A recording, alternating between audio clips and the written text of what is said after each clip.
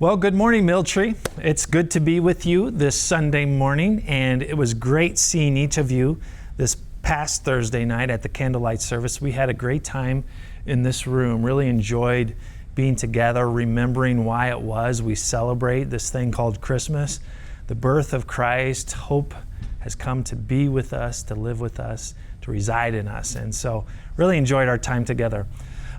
Today's the 27th. It's the Sunday between Christmas and New Year's, and the past few years we've taken this Sunday off just to give our volunteers a break, and we're so appreciative of those of you who serve so faithfully to make a Sunday morning happen, to put time into our weekend service. And so we find that sometimes this Sunday is pretty short-staffed, and we just want to say thank you for those who serve so consistently and faithfully. And so that said, I'm just going to give you a quick little devotional this morning. I'm not going to take a lot of your time, but I guess if you're going to caption my short little message this morning, it would be called Lost Leaders.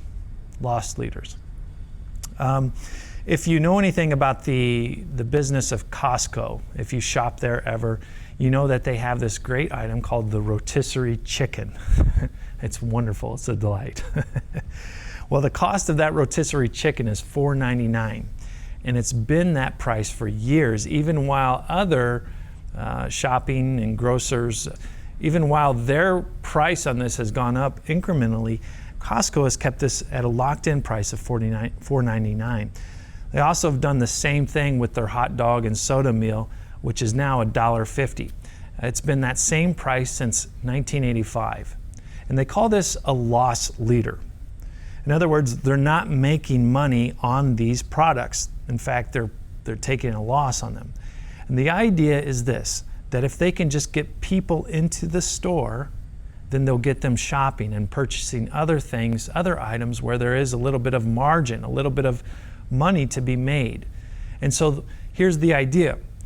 The idea is this, is that they're willing to take a loss in order to get some gains. They're okay to lose over here if it makes up, if there's gains to be made over here. These are called loss leaders. And this isn't just found in the business world. This is also something that's true in the animal kingdom as well. You know, the whole idea behind metamorphosis. And when you think of metamorphosis, you can think of like frogs go through metamorphosis, sea urchins, beetles. But the most famous one is the butterfly, the transformation that begins to happen within the butterfly.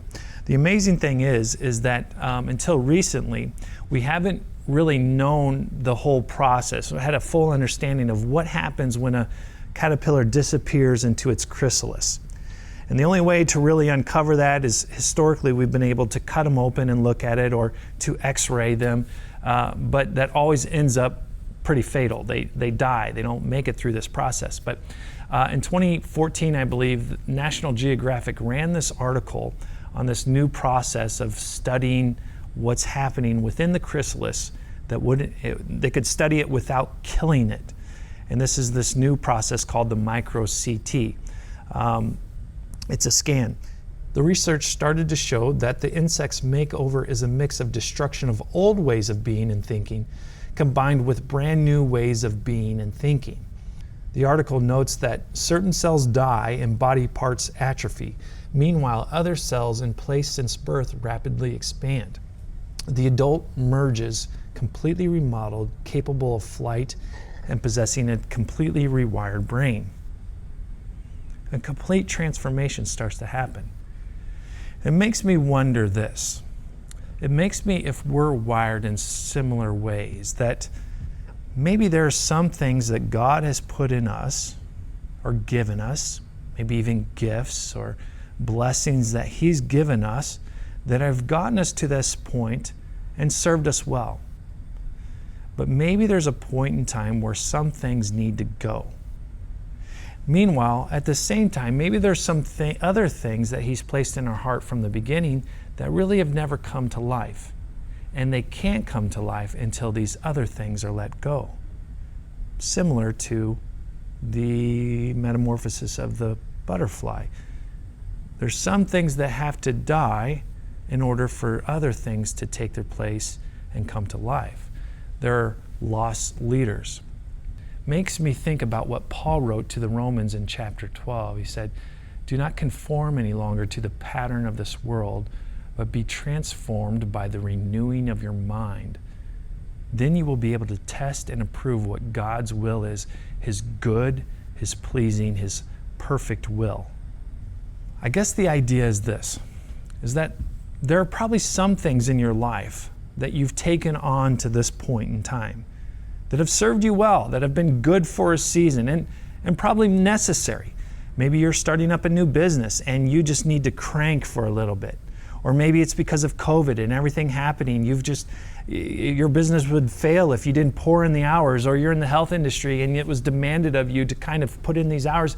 But the problem is you've given up a Sabbath. You've put aside rest and you're like, well, I got to do this. I've got to burn the candle on both ends in order to make ends meet. And you get it. I get it. But there's a sacrifice being paid. And so maybe there's a point in time where you need to get back to that Sabbath.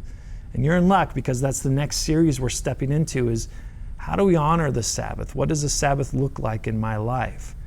Or maybe with your devotional life. Like maybe you had a period of time where it was just so regimented and it was just kind of like checking the boxes and there was nothing life-giving in it. So you kind of went an organic approach and kind of just did things your own way and just as it came to you. But you lost all structure.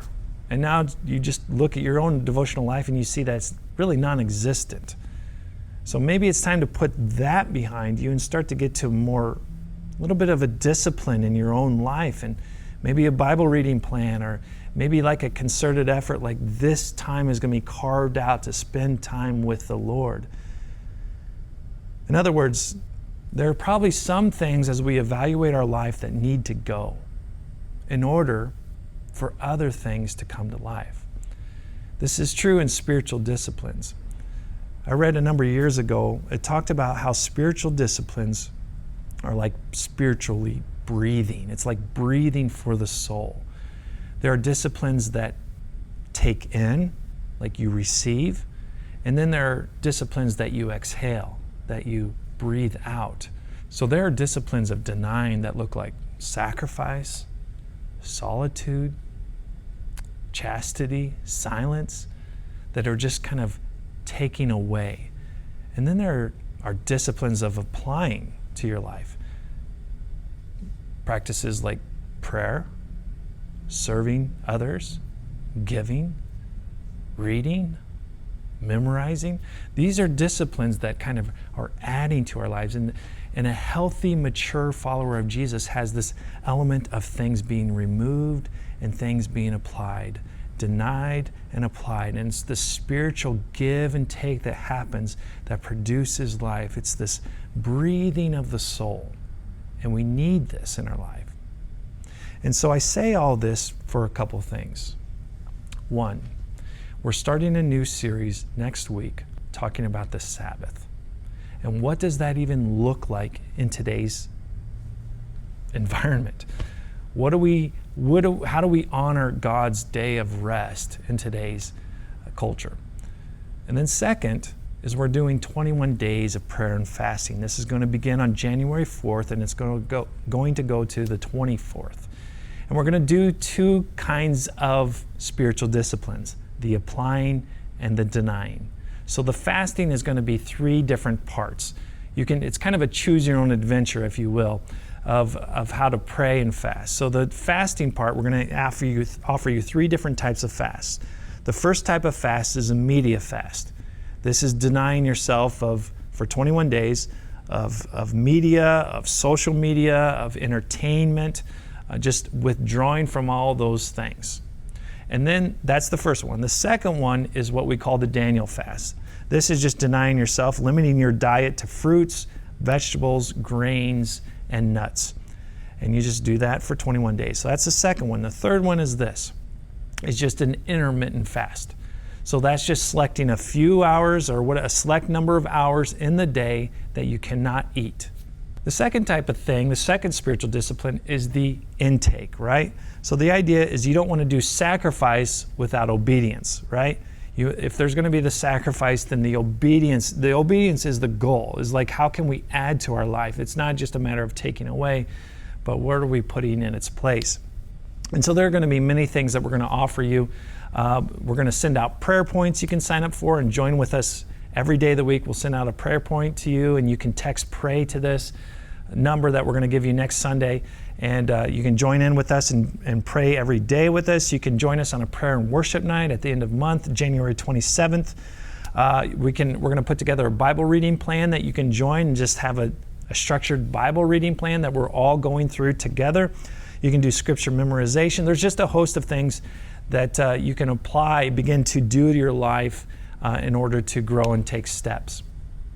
But here's the deal. I like how John Jowett, he has a quote, and he sums it up this way.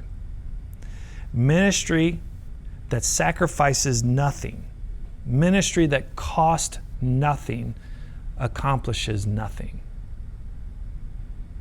And anyone who looks to the cross ultimately understands that there is loss involved, that there is struggle there, that there is a cost. And friends, I know 2020 has been a challenging and difficult year, but that doesn't set the tone for who we are. That doesn't determine what the future is. In fact, in some ways, I think there is a gift in 2020. And maybe that's greater resolve. Resolve to trust in Him, resolve that really the only way forward is faith and hope in Him.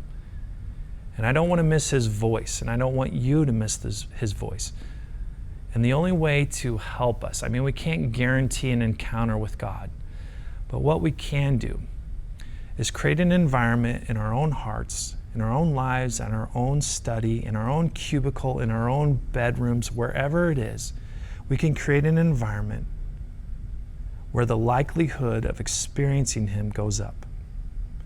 When we pray more, when we're in His Word more, when we're fasting and denying and not being distracted by the things and the ways of this world.